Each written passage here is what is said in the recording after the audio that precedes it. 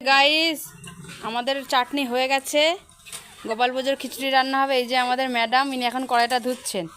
Already সব ready হয়ে গেছে। এই যে ডাল খিচুড়ি হবে, এই যে টমেটো কাটা আছে খিচুড়িতে দেয়া হবে, এই যে কুমড়ো আলু গাজর সব খিচুড়িতে দেয়া হবে।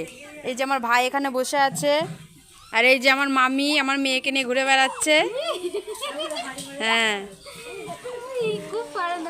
গাইস, আমি দেখছি সব কিছু ঠিকঠাক হচ্ছে কিনা।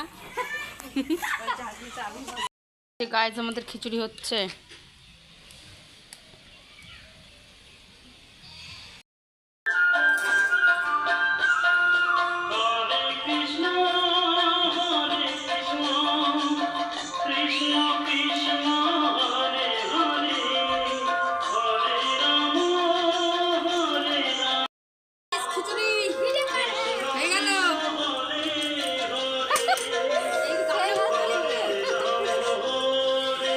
আমাদের আইটেম সব শেষ, এবার শুধু পুজোটা